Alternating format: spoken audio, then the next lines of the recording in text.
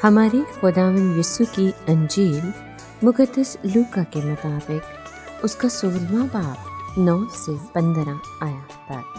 ایک دن یسوع نے اپنے شاگردوں سے کہا، میں تم سے کہتا ہوں کہ ناراستی کی دولت سے اپنے لیے دوست پیدا کرو، تاکہ جب وہ تم سے جاتی رہے تو یہ دائمی مسکنوں میں تم کو قبول کریں۔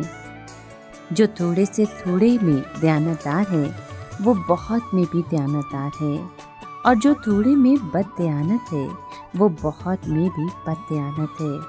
بس اگر تم ناراست دولت میں دیانتدار نہ ٹھہرے تو حقیقی دولت تم کو کون سپرد کرے گا؟ اور اگر تم بیگانے مال میں دیانتدار نہ ٹھہرے تو جو تمہارا اپنا ہے اسے کون تمہیں دے گا؟ کوئی غلام 2 مالکوں کی غلامی نہیں کر سکتا، اس لیے کہ یا ایک سے کینہ رکھے گا اور دوسرے سے محبت، یا ایک سے ملا رہے گا اور دوسرے کو ناچیز جانے گا۔ تم خدا اور دولت دونوں کی غلامی نہیں کر سکتے۔ تب زردوست مالدار فریسی ان سب باتوں کو سنتے ہی ناک چڑھا کر اسے ٹھٹھے میں اڑانے لگے، مگر یسوع نے ان سے کہا کہ تم وہ ہو جو آدمیوں کے سامنے اپنے آپ کو راست باز ظاہر کرتے ہو، لیکن خدا تمہارے دلوں کو جانتا ہے، کیونکہ جو چیز آدمیوں کے نزدیک اعلیٰ ہے وہ خدا کی نگاہ میں مکروہ ہے۔ پاک کلام کے پڑھے اور سنے جانے پر خداوند کی برکت ہو، خدا کا شکر ہو۔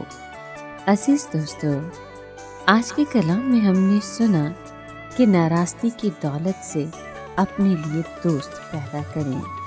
مراد یہ ہے کہ ہم اپنے روپے پیسے اور دوسری مادی چیزوں کو اس طرح استعمال کریں کہ مسیح کے لیے روحیں جیتی جائیں، اور اس طرح ایسی دوستیاں قائم ہوں جو ابدیت میں قائم اور جاری رہیں۔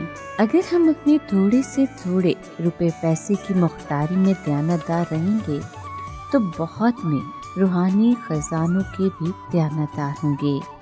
دوسری طرف جو شخص خدا کے سونپے ہوئے روپے پیسے کے استعمال میں بد دیانت ہوگا تو اگر بڑی چیزیں اس کے سپرد ہوں گی تو ان میں بھی بد دیانت رہے گا۔ روپے پیسے کے نسبت کم اہمیت کو واضح کرنے کے لیے تھوڑے سے تھوڑے کی ترکیب استعمال کی گئی ہے۔ جو شخص ناراست دولت کو خدا کے لیے استعمال کرنے میں دیانتدار نہ ٹھہرے وہ کبھی توقع نہیں رکھ سکتا کہ حقیقی دولت اس کے سپرد کی جائے گی۔ یہاں روپے پیسے کو ناراست دولت کہا گیا ہے۔ روپیہ پیسہ اپنی ذات میں بنیادی طور پر برا نہیں، اگر گناہ دنیا میں داخل نہ ہوتا تو غالباً اس کی ضرورت ہی نہ پڑتی۔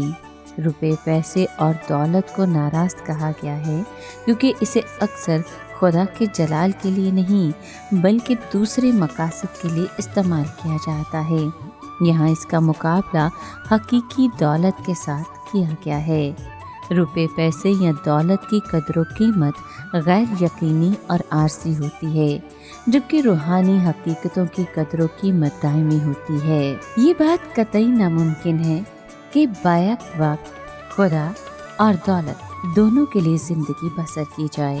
اگر دولت یا روپیہ پیسہ ہمارا مالک بن جائے تو ہم کسی صورت میں خداوند کی عبادت نہیں کر سکتے۔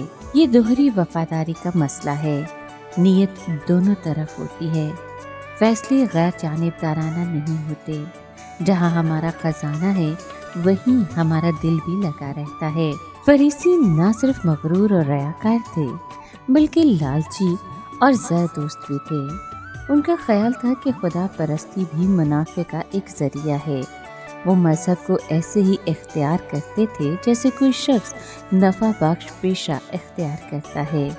ان کی عبادت کا مقصد خدا کو جلال دینا نہیں، پڑوسیوں کی مدد کرنا نہیں بلکہ دولت سمیٹنا تھا۔ جب انہوں نے خداوند یسوع کو یہ تعلیم دیتے سنا کہ تمہیں اس دنیا میں دولت کو ترک کر دینا اور آسمان پر خزانے جمع کرنا چاہیے تو وہ یسوع کو ٹھٹھے میں اڑانے لگے۔ ان کی نظر میں خدا کے وعدوں کی نسبت دولت زیادہ ٹھوس حقیقت تھی۔ کوئی چیز انہیں دولت جمع کرنے سے نہیں روک سکتی تھی۔ बज़ाहिर तो फरीसी खुदा परस्त और रूहानी थे। वो अपने आप को आदमियों के सामने रास्तबाज ठहराते थे, लेकिन इस फरेबी ज़ाहिर के नीचे खुदा को उनके दिलों का लालच साफ नजर आता है। वो उनके ज़ाहिरदारी से धोखा नहीं खाता। जिस किस्म की ज़िंदगी वो दिखाते थे और जिसकी तारीफ दूसरे लोग करते थे, वो खुदा के नज़दीक मकरूह है। वो अपने आप को इसलिए कामयाब गर्दानते थे कि मजहबी दामों को माली खुशहाली के साथ साथ रखते थे, लेकिन खुदा की नज़र में वो रूहानी मिलावट करने वाले थे। वो यहोवा के साथ मोहब्बत के दावे करते थे, लेकिन असल में दौलत ही उनका खुदा थी।